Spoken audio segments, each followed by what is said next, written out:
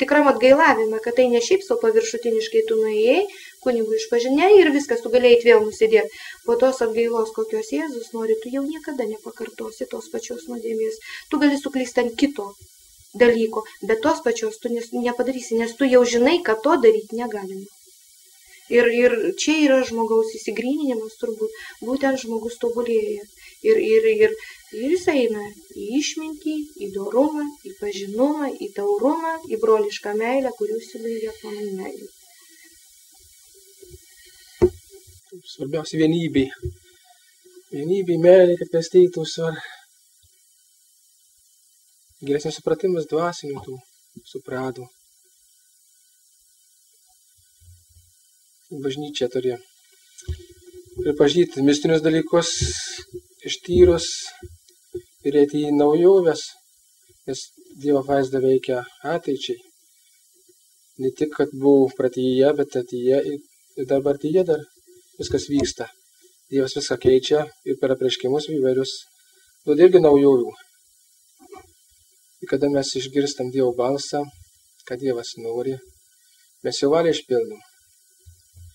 Čia irgi skaitau, kad čia tas skraidymas irgi Dievo valia leidau pamatyti kitų žmonių gyvenimą, pažinti, kaip jie gyvena ir parodė, kad kokie mes esam silpni, kokie mes nuodėmingi, net kitos planetos gyventojų atžvilgių, kurie gyvena meilėje, tokiam draugiškume, geriausiu gyvenime, gerame, o pas mus, kaip jau pasakė, žudymai, nepykanta, įvairius nuodėmės, blogis. Tai reiktų iš mūsų žmonių širdžių išrauti visą blogį. Mes tikrai turėtume tobulėti, geresnės darytis. Ir tikrai, jeigu mes būsim vieningi, mylėsim Dievą, čiausiam Mariją, šventuosius, tikrai mes darysim vis geresnės. Reikia darytis. Atsiprašau, ar jūs neužsimąsėt, kodėl būtent jūs išsirinko? Nepamąsėt, neanalizavote? Nu ne, nepagalvojau, dėl ko. Kodėl būtent jūs, o ne kitą kokią nors šventą žmogų iš mūsų tarpo? Nu gal, kai toks kuklesnis esu, kiti kunigai tokie biškai smagesni, gal daugiau išdidumo turi. Pasirinkau gal paprasčiausią. Dievas myli nuolankų, nusižeminusį paprastą žmogų. Kaip pasakau, paprastiems, nuolankiems dalinamus Dievo malonės. Čia tikriausiai Dievas taip jau pasirenka paprastesnį. Svarbiausia, kad turbūt matė, kad jūs neįsigasit, imti ir pasakyti visiems, kad buvo. Va čia turbūt pati esmė yra. Nes jau jam tiek nusibodo tie draudimai, kad jis rinko kunigą. Ir apreiškė, ir parodė, ir drąsų, kuris nieko nebijo. Ir tikėkimės, kad jis dabar skaitė įsigas ir parodys per Tele3 šitą. Na kągi, tada baigsim, ar ne? Taip, Dėkui jums visiems. Ačiū. Dėkui jums, kad atvykote. O absoliučiai meilė, tai iš vis ribų nereikia. Kai žmonės myli rusas, ten tokie susituoja, ten mamos prieštarauja, o ką padarysi, jeigu vaikai myli ir po to visai anūkai atsiranda nuostabus ir visai nesvarbu niekam. Nes sienos negali būti, nes mes visi Dievo vaikai. Iš jo rankų išėjo. Ir išėjo meilė. Ir Dievas visus vienodai myli. Vienodai, absoliučiai vienodai. Taip, visi vienodai. Tik tai žmogaus gerumas nevienodas. Vieni geresni, kiti blogesni. Ir kurie geresni, tai arčiau Dievo. Blogesni toliau. Ir svyruoja tas gylis ir blogis. Labas vakaras, mėly televizijos žiūrovai. Mes čia susirinkę norim pasvarstyti kai kurios reiškinius, kurie dar nėra aiškus, bet kurie kelia mums nuostabą. Išvis, kas tai nuostaba yra mūsų gyvenime.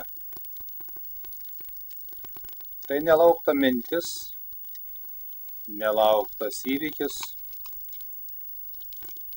kurie virsta reiškiniais, ir priverčia mus nutraukti gyvenimą kabutėse ir atsigręžti į tos reiškinius. Kartais tie reiškiniai būna paprasti savo išraišką, o gilūs, didingi savo turiniu. Kad ir pavyzdžiui, mūsų Kalėdų šventė, vaikelio Jėzaus gimimo paslaptis, paprasta savo išraiška, bet labai gili savo turiniu. Buvo laikas, kad buvo pripažinta geocentrinė sistema kosmose. Žemė buvo laikoma centre, o žvaigždės ir visa kita bėgo apie Žemę. Paskui reikėjo pergyventi nuostabą. Įrodė, kad yra Saulė centre. Heliocentrinė sistema buvo Saulė, o apie ją bėgo jos planetos Žemė, Saulės planeta. Šiame šimtmetyje po antrojo pasaulinio karo pradėjo sklisti mintys ir kalbos, o vėliau ir pasirodymai apie nežemiškas civilizacijas. Reikalas su didesnėm ar mažesnėm pertraukom daėjo iki to, kad prieš porą dienų laikraštyje parašyta, kad mūsų galaktikoje paukščių take esą iki 1 milijono civilizacijų. Laikysena nuostabos akivaizdoje. Pirmiausia, žinoma, lengviausiai yra paneigti, sakant, kad kvailystė ir išsprendi problemą. Bet negi gali būti, kad kvailystės tęstųsi dešimtmečiais. Ir jų žmonija negali pareguliuoti. Taigi kvailystės, jeigu taip, tai tikrai nereikėtų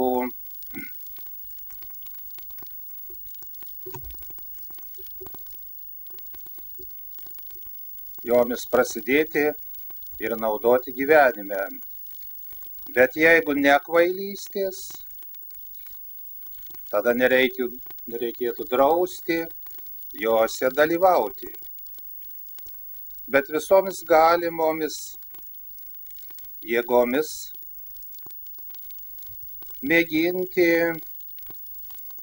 kad prisidėtų kuo daugiau žmonių, arba jas patikrinti, arba jas nagrinėti.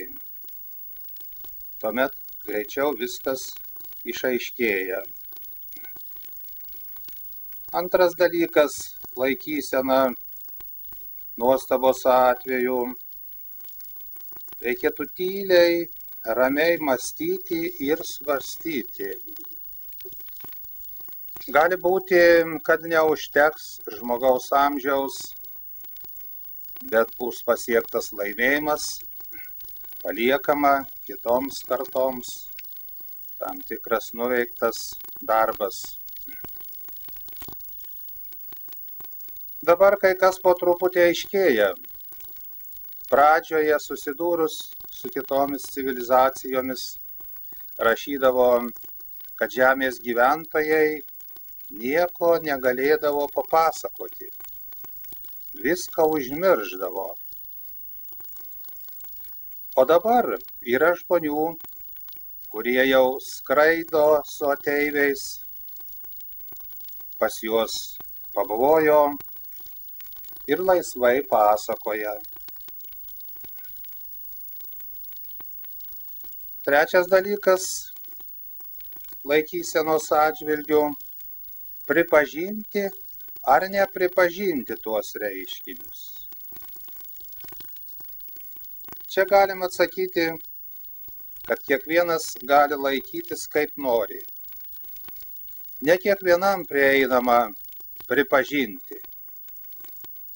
Čia reikalinga studijos.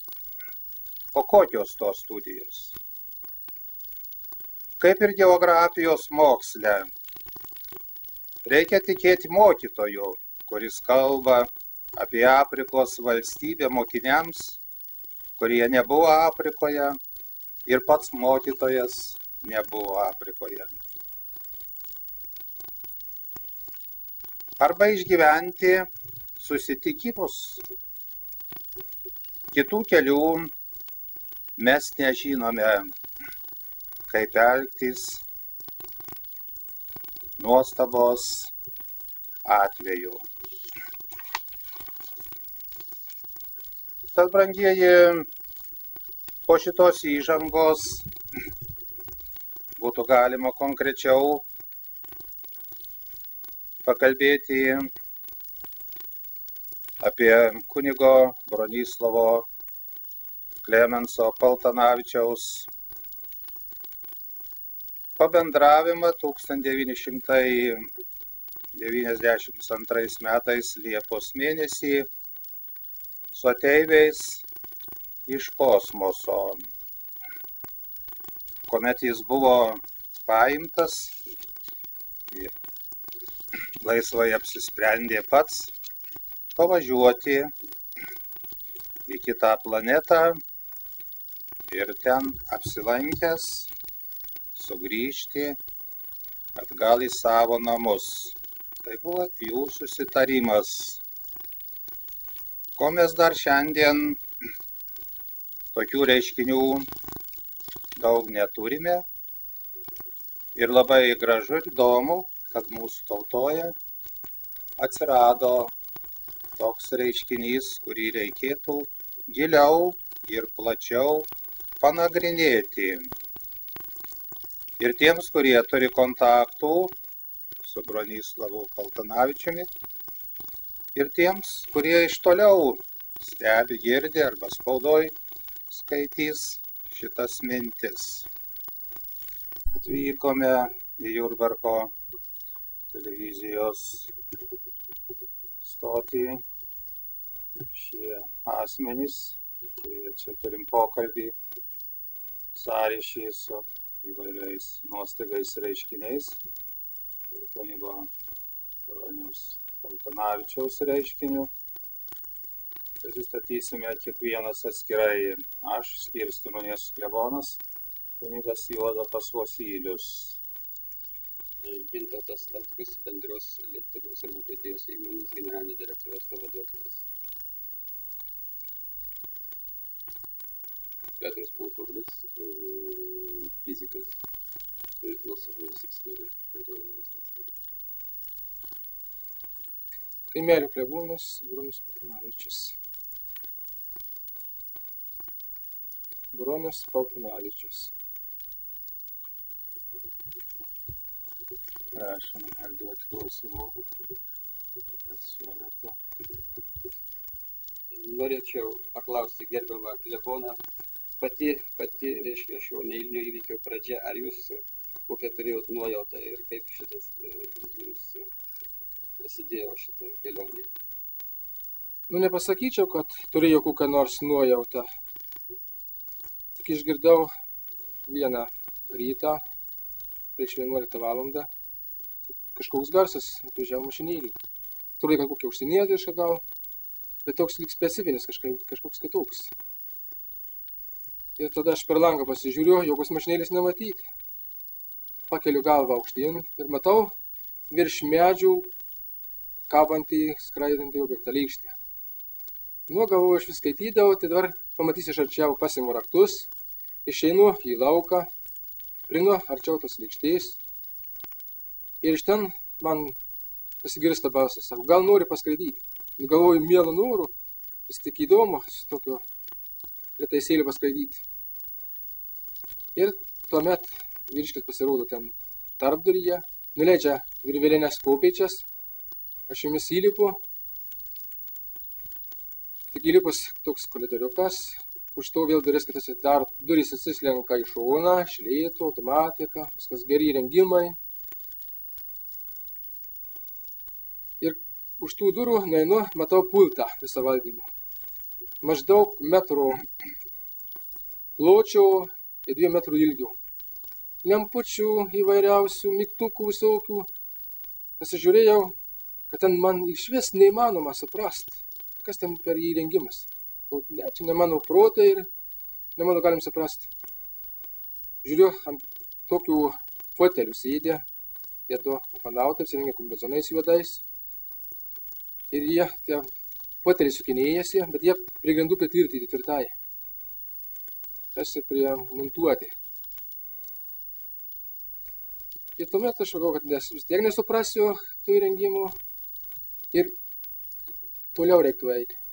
Ir man tai daro duris į kitą kambarį. Įeinu. Tame kambaryje matau 2 langus apvalius, lygštys. Ir 2 foteliai. Atsisėdau viename. Ir kada atsisėdau, galvoju, dar kai lėktuve skridau, tai prisirišti reikia. Vis tiek bus ir traukam oro. Kaip kylant, kad per daug spausti ir sukatytą nenukriščiau. Bet jokio diržų nemačiau. Tada įsikabinau į tramėlės to fotelių. Ir iš pradžių tik išgirdau tokį balsą, tik sūžiai, bet ne labai stipriai. Ir lėkštė pati susiūbavo, tarsi pakabyta ant kokių nors lynų. Ir per langą, kada stebėjau, žiūri taip pietryčių kampu į viršų kyla. Iš pradžių iš lėto, neskubant, paskui tik greitai kažkaip dar stipriau sūžė ir pagreitį paėmė ir tik žiūriu žemė į tolstą ir iš vis išnyko iš mano akių. Ir skridau, sunku pasakyti kiek laiko, bet atrodė, kad ilgokai kažkaip ilgu skrendu, nieko nematyti, nei žvaigždžių, nei planetų, noriu ką nors pamatyti. Ir tik pajuntu, kad jau leidžiasi žemyn. Ir pamatau tą visą planetą, kurioje nusileisiu.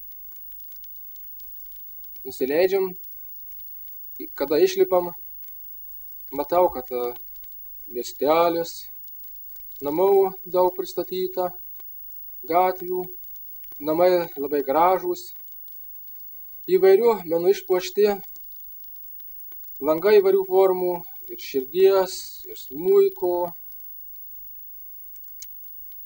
ir langinės išmargytos įvairiais ornamentais, įvairiom spalvom, namų kampų irgi įvairūs ornamentai, pastogėje irgi visokio grožio. Vienu žodžiu pagalvoju, kad vis tik ten žmonės meniškai gyvena, kad šitaip gražiai viską išpuošia. Kai gatviukiai eina, abiejose pusėse gatviukės, gėlynai eina, takučiai į namą eina. Namai pailgi, stogas status, tai kaip mūsų panašus, bet daugiaaukščių namų, nei 2 aukštų, ar 3-4, nemačiau tik 1 aukštų namai. Ir stebėjau medžius, medžiai, ir kaimų spygliuočiai, ir lapuočiai, bet kas stebėtina, kad ten spalvos visai kitus. Šviesius, tokios gražios, gamta tokia jautėsi gyva, gyvumas kažkoks. Ir kada nukreipiau dėmesį, ten mačiau, dirbu žemę, ten tie žmonės, kokie linksmi, šypsosi, toks sutarimas, kad būtų ten kam nors blaškomasi, sugalvoju, pažiūrėsiu, kaip jaunimas elgėsi. Jaunų merginų mačiau, vyrų. Ir pagyvenusių, tai aš daugiau stebėjau jaunimą. Jau gal kibinėjais ten vienas žodžiais, rankom ten kaip nors, kaip pas mus čia mėgsta Lietuvų. Bet absoliučiai tai atrodo, kad būtų kokie nors vaikai. Jokio blaškymosi, nieko taip nuoširdžiai kalbasi, darbuojasi. Ir momentais vis nueina atsigert sulčių. Tokios kaip mango spalvos, geltonos, bet tirštus. Ir pagalvojau, galbūt ir man gerai atsigert. tada, kuris mane važiuoja tas savanautas, vienai moteriškai pasakė, įpilk. Įpylė, kada jinai pylė tas sultis, aš pagalvojau, kad atvykau vis tik čia domytis tokiais daugiau dvasinės, kultūrinės dalykais. Ir čia man kūną lepyt, neapsimoka, pasakiau ačiū. Tada nesiūlė. Pastatė ant to stalo indelį ir daugiau nesiūlė.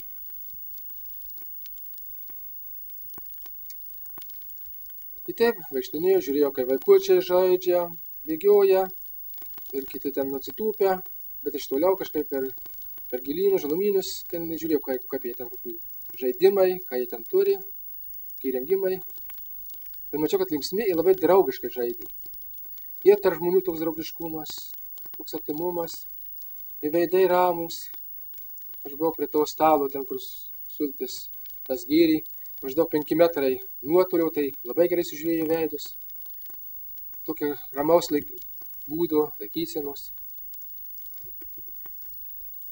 Tuomet apžiūrėjęs, stebėjęs viską, paprašiau savanautų, sakau, gal pasakytumėt, pas jūs yra tikėjimas. Nu taip, sako, mes tikime Dievą ir dangų, sakau, norėčiau pamatyti jūsų šventovę. Jis iššypsojo, savanautas. Gerai, sako, einam, įskraidant į objektą, nuvyksim. Galvoju, tai šventyklos būna visai prie mieste ar prie miestelio, kodėl skrist. Bet nieko aš ten neklausiau, dėl tai pats pagalvojau. Įsėdom. Ir kada tas, kuriumis mane vadžiojo, savanautas, jis buvo kombinezoną nusiėmęs. Ir kaip įlipo vėl tą lėkštę, vėl apsirengė. Ir mane įrėdo į tą kambarį. Šitam kambarį ten paguoko nuskridom. Pasileidom, ir man kaip stebėti, nebuvo, kad aš lipau. Žiūriu, kaip grybų pristatyta apie tą šventyklą. Ir didesnių ir mažesnių tų lėkščių su lėkštėm jie atvyksta melstis. Ir šventykla pati irgi didelio formato tokia palė, didelį. Ir bokštas kupolo formos. Ir tuomet pamačiau, kad irgi meno labai išpuošta, visur viskas meniška. Į vidų įėjom. Pasižiūriu, nei suolų, nei kėdžių nėra. Susėsti. Ir prisiminkė jau tų žmonių labai daug. Tik per vidurį link tų altoriaus gal tik pusės metrų toks takelis palikta. Praeik. Bet aš ten prie to visai takelių atsistojau krašte. Ir ten netoli galo bažnyčios. Šventyklos. Ir stebėjau didįjį tą jų altorių. Buvo pavaizduotas vyriškis. Taigi pusės. Apie jį šviesa. Ne tiek pas mus aureoliai tokie, bet visas tiesiog tokiam spindėjime debesėlį šviesiam apsuptas. Po to persižinojo, pradėjo melstis, besimelsdamas darytis. Pirmiausia, norėjo pamatyti kryžiaus stotis, kaip atvaizduota, nėra Marijos, nei paveikslinių statulų, nei Jėzaus Kristaus nematyti. Nu, gal čia jeigu kažkokį šventąjį, tai jie garbina savo, gal čia kokią sektą, netikras tikėjimas, persižinojo. Tai kažkaip lyg nusivyliau, tas savanautas į mane pasižiūrėjau, bet to, kur lyg apgalestaujančių žvilgsnių, to kažkokio lyg pagalvojančių, kad vat kaip nesupranta nieko. Jie pasakė, sako, nesiblaškyk, čia šventa vieta yra. Ir sako, kaip išeisim, aš tau paaiškysiu. Nu, tada aš nusiraminau, laikiausi ramiai, nei kitiem netrukdyti, nei pats taip jau, bet melsis nesimeldžiau. Ir kada išėjim, jis taip pasižiūrėjo mane, susišypsojo, tai vat sako, jūsų planetoje, jis Žemė vadina planeta, vyksta įvairius karai, žudymai ir paleistuvystės įvairios, ir negimusios gyvybės žudymai, visokios nuodėmės. Sako, jums reikėjo, kad pirkėjų, kad atpirktus dangų galėtumėt nueiti. O mes tokių nuodėmių nepadarom didelių. Turim 10 Dievo įsakymų, kuriuos parnešė, jie pavadino pranašu. Jis sako, mes to laikomės. Tiesiog raidiškai. Ir nepažeidinėjom Jūs stengiamės išpildyti viską, nebent mažą kokią nuodėmėlę, kokią nors pagalvojimo ne taip, ar nepaklusnumo kokią nors, bet labai apgailiai. Ir teko man stebėti, tikrai mačiau, kaip meldėsi viena moteriška, iškelia į viršų rankas, žiūri dangų, nusilenkia krūtinę, mušasi linguoja, ašaros bėga, ašaros šluostosi, labai verkia, supratau, kad jie atgailuoja. Tiesiog didelė atgaila. Kaip jie atgailuoja. Ir jis paskui pasakė, sako, na vat, jūs žmonės nuodėmingi, jau gimstant kartą iš kartos atsinešat vis dar daugiau blogių paveldėt. Ir dar valgot mėsą ir per tą mėsą irgi gyvuliškumą paveldėt. Palinkimą į blogybės, į piktumą, į ištvirkavimą. Tai sako, jums reiktų daug dar apsivalyti ir pasikeisti, pasidaryti geresniais.